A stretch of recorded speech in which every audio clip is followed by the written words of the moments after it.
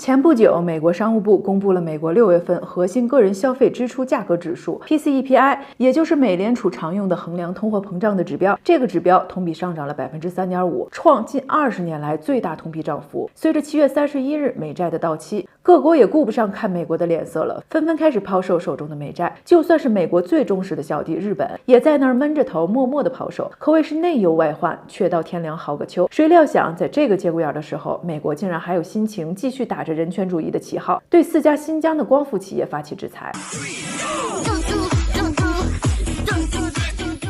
所以这期视频我们就来聊一聊。第一，10年前的光伏之战一度把中国的光伏产业打得哀嚎一片，如今美国再次挥舞制裁大棒，中国能否绝地反杀呢？第二，如今的美国可谓是内忧外患，为什么在这个节骨眼还有心情针对我们的光伏产业呢？第三，为什么又是新疆？喜欢的朋友呢，还恳请您点赞加关注，感谢大家。咱们先来说第一个问题，我们先来回顾一下10年前美国对中国光伏的双反调查案。在2010年的时候，美国就针对中国的光伏产品进行了3次双反调查，这3次调查共涉及金额加在一起才8.6亿美元。而仅2011年1年的时间，中国企业光伏产品包括晶体硅、光伏电池以及组件出口到美国的金额就接近30亿美元。中国光伏企业的迅速崛起成了美国的一块心病，因为当时的奥巴马从上任以来就非常重视再生能源的发展，他计划在他的任期内每年给光伏这类可再生能源产业投资150亿美元，创造出500万个就业岗位，确保到2012年利用新能源发电量达到全国总发电量的10%，到2025年提高到25%。但是天不遂人愿，美国的次贷危机和欧洲债务危机相继爆发，需要钱来救市，可以用来补贴光伏产业的钱就开始大幅的缩减，失去造血能力的光伏市场开始迅速萎缩。仅仅在2011年的8月到9月1个月的时间内，美国接连倒闭了3家光伏企业，这个事儿惊动了美国的政府和相关的行业。美国担心再这么下去会失去他们在清洁能源产业的领导地位，而这3家破产的光伏企业在发表遗言的时候，都一致将公司破产的原因总结为全球竞争过于激烈，尤其是来自中国光伏行业的竞争。另外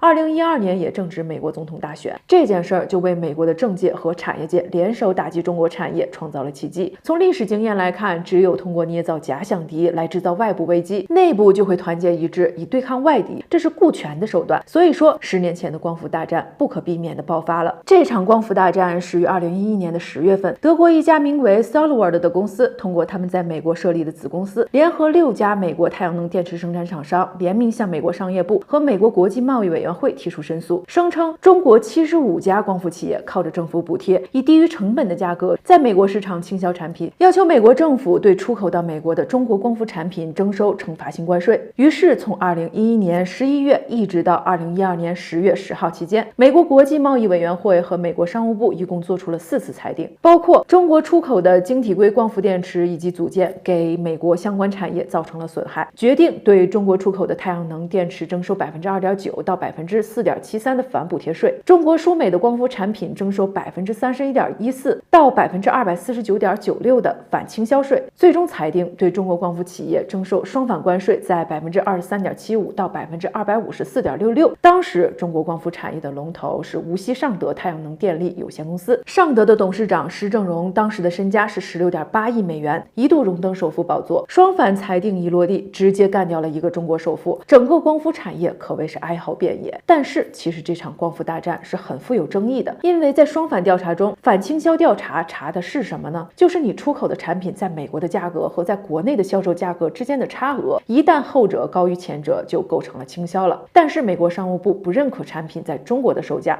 怎么办呢？选取第3国作为替代国，比较当地的售价和在美售价，所以这个第3国就成了一个十分重要的突破口。在出裁发出之前，我们就一直在替代国的生产成本和销售价格上面收集证据，以此来扭转不利局面。以前这个替代国经常采用印度，但是没想到美国将替代国的备选范围从3个国家增加到了6个国家，其中就包括了人均收入比较高的泰国，而泰国几乎没有光伏生产能力，压根儿就没有太阳能的产业链，它的生产成本肯定会大大高于产业配套齐全的中国。反补贴调查也涉及到了这个问题，比如在调查土地使用权补贴上，上。泰国土地每平方英尺是8.21美元，跟中国的地价有很大的不同。之前美国针对中国木地板的双反调查中，以菲律宾为替代国，裁定出来的结果并没有对中国造成什么影响。所以中国的光伏产品之所以被征收高额关税，跟这个替代国有很大的关系。那如今美国再次挥舞制裁大棒，中国能否绝地反杀呢？在这里先给大家科普一下太阳能光伏产业链。这个产业链可以分为5个主要的环节，包括了硅材料提炼、硅片生产、电池板生产、电池组件封装、光伏发电系统建设。硅材料提炼和硅片生产是上游环节，中游环节是电池片生产和电池组件封装环节，下游是光伏发电系统建设环节，也就是最终应用环节。在10年以前，我们的光伏产业是什么样呢？光伏产业链的关键是多晶硅提纯技术，这个核心技术一直握在欧美少数发达国家的手里，这个环节也是整个产业链利润最高的环节。利润有多高呢？2008年多晶硅的售价接近每公斤500美元，而生产成本呢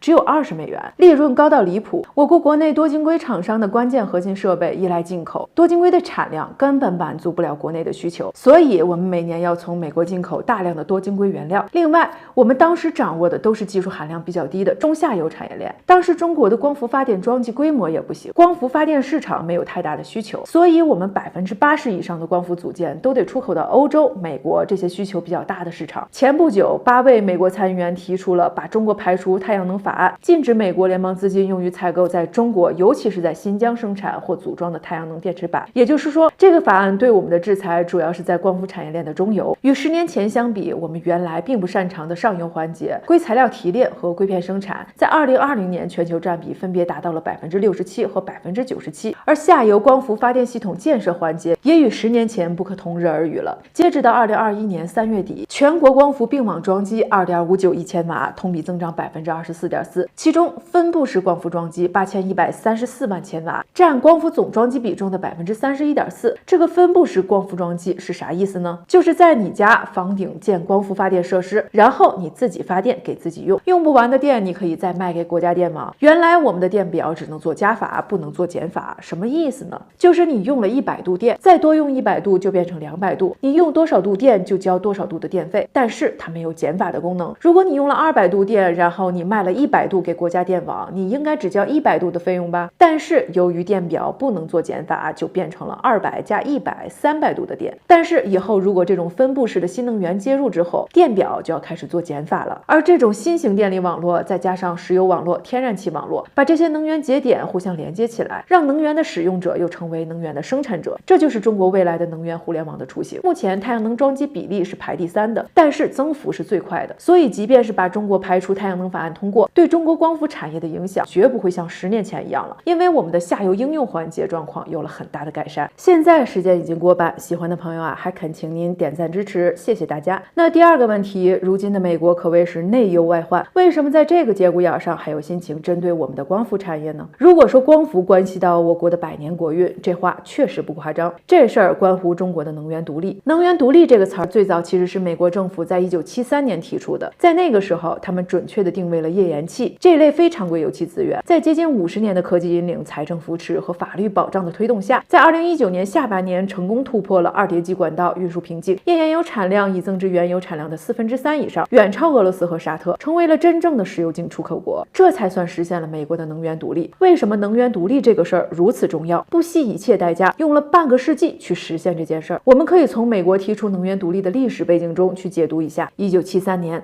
第4次中东战争爆发，中东产油国以石油为武器，实施石油禁运，给美国一个措手不及的毁灭性打击。石油断供，使美国的许多工厂因此关门停工，美国政府不得不宣布全国进入紧急状态，并采取一系列节能措施，其中包括减少班机航次、限制车速、限制户外灯光广告等。时任总统的尼克松还下令降低总统专机飞行速度，取消周末旅行的护航飞机，甚至白宫顶上和联合国大厦周围的电灯也限时关闭。在这次危机中，美国 GDP 下降了5.7%，工业生产下降了15.1%，美国经济遭受重创。石油危机使得美国政府深刻地意识到过多依赖进口石油的危险性，对中东地区石油严重依赖也就成为了很多国家的七寸。中国和美国非常规油气地下与地上条件截然不同，但是碳达峰和碳中和计划又要求限制煤炭长期一枝独大，资源禀赋又制约了油气大规模的生产。这些条件决定中国不能像美国一样单一依靠非常规油气来实现中国的能源独立。在化石能源储量和新能源潜力上，中国倒是具备了一定的发展潜力。在科技与工业革命的大背景下，依靠节煤稳油增气，大力发展新能源是实现能源独立的历史机遇，也可以说是唯一选择。未来我们的能源是多元化的，但是新能源是能源发展的重点。那我们刚才也说了，太阳能装机比例是排前3的，第一是火电，第二是风电，第3是太阳能。但是太阳能的增幅是最快的。美国实现能源独立了，所以每一冲突中，美国人毫无顾忌的动手。也就是说，只有能源独立才能不受制于人，才能确保自主可控、长治久安。最后一个问题，为什么又是新疆？前不久，彭博社一篇题为《秘密和虐待的指控萦绕在中国新疆的太阳能工厂》的文章，再度引出西方媒体抹黑新疆的老套路，宣称被军警跟踪、卫星地图以及郑国恩的所谓的报告。刚抹黑打压完新疆棉花，这回又盯上新疆的光伏供应链，同样的手法给新疆光伏产业扣上强迫劳动的帽子。打压棉花是因为一般在2个国家发生贸易摩擦之后，你像大豆、棉花这类大宗农产品都会受到很大的冲击，往往容易成为重点打击的对象。新疆的棉花产量在全国是排第1的，是最主要的棉花产区，这样就比较容易理解了。毕竟全球光伏行业用于制造光伏组件的多晶硅中，约有1/3来自新疆，而中国光伏组件产能约占全球产能的80%。给新疆多晶硅扣上侵犯人权的帽子，等于从源头上否定了大半个产业链，方便美国联合其他势力全方位围剿中国的光伏产业。大力发展像光伏一样的新能源，有望永久性的解决能源安全问题，摆脱能源进口依赖，真正实现国家能源安全和绿色发展。就目前的发展趋势来看，太阳能是最有可能在未来取代传统火电取得主导地位的。未来将会是火电主导、风电支撑、节煤稳油增气、能源多元化的供应。